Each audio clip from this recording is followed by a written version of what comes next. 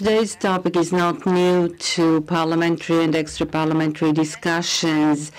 It is just a part of the gender equality policy. Why have we gathered today here to discuss equal pay or the gender pay gap? Did problems start and end with it? Indeed, periodically, the European Parliament, the European Commission, the European Council come up with decisions and campaigns relevant to that issue. Most of you who are present here know that on the 8th of March, this issue featured most prominently in speeches on International Women's Day. Less than a week ago, debates on the Charter of Women's Rights took place, and we reiterated our commitment to gender equality.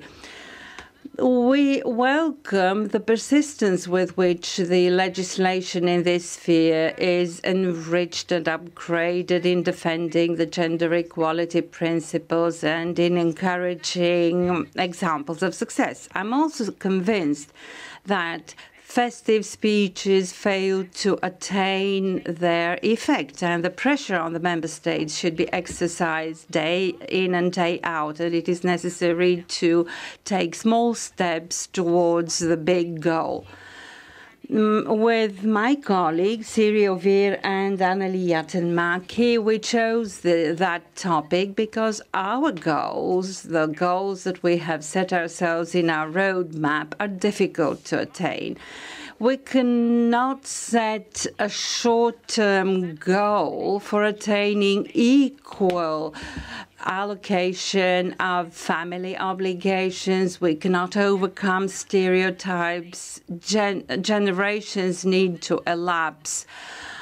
And it is difficult to develop the full potential of the two genders. And in order to attain these goals, we need to pass through concrete actions. In my opinion, the payment issue is of key importance.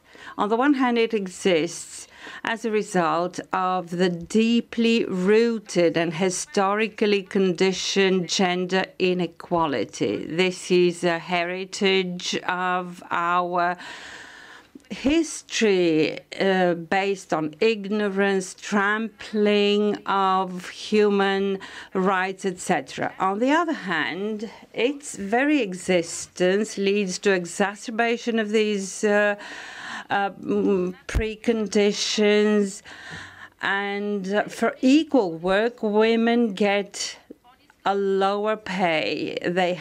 She has a lower purchasing capacity, lower security and social benefits, and she's poorer when she gets older. And this exacerbates the inequality. We don't want to admit it, maybe, but we have to admit that we live in a commercial world and our existence has a price. Equality has a price too. The figures speak eloquently about the existence of a pay gap. And this is between 4.4% and 33.3%. In the EU, women receive 17.4% less than men. I can visualize that. In order to earn as much as a man earns in a year, a woman has to work until the 22nd of February on the next day. In other words, 418 calendar days. As you know, professions are still divided into male and female. The gender inequalities in the engineering and computer domains have not yet been overcome.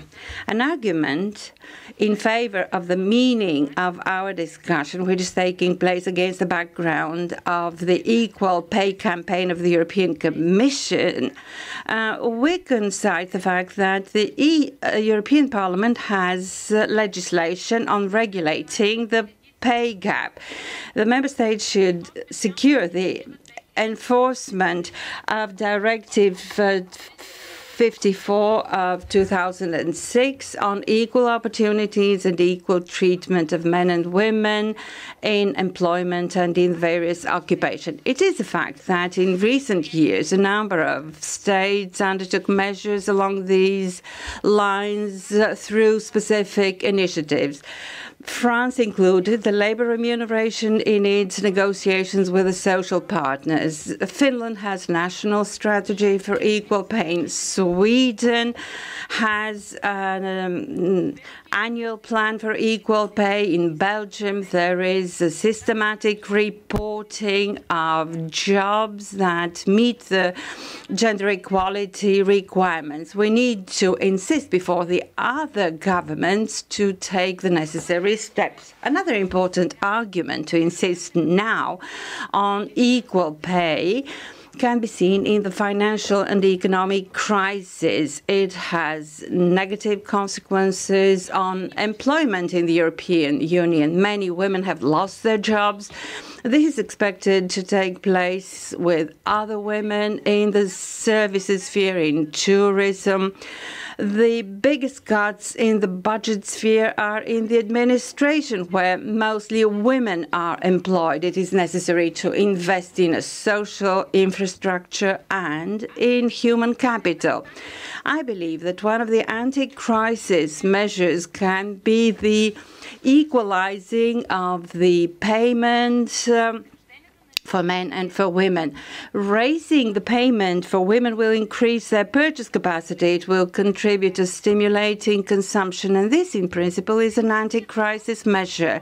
The recession can be used as a unique opportunity for overcoming the gender gap, and it can be included in the economic and social policy. There are grounds for this, and this is science-based. According to a study of Eurobarometer of 2009, the abolishing of the differences in the employment of men and women and the participation of more women in company management has resulted in a 15 to 45% rise in the GDP. Good results are observed also in the banking sectors. The banks that are managed more by women were more successful during the crisis compared with other banks.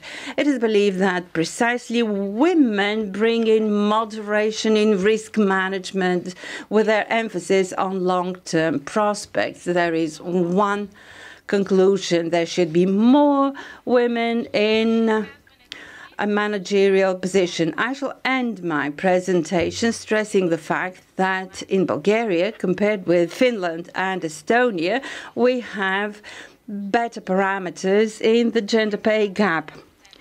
There's a difference of 12.7%, and we are in the bottom part of the negative statistics. However, we have to be clearly aware that this figure is due also to social phenomena like post-socialist stereotypes and generally lower payment and higher poverty levels among the population compared to other EU member states. And these are phenomena that have a negative effect on women.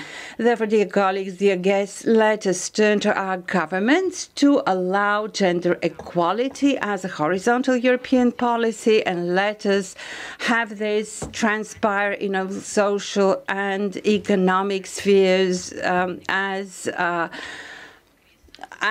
a fact of life. The negative aspects of the crisis should be turned into advantages.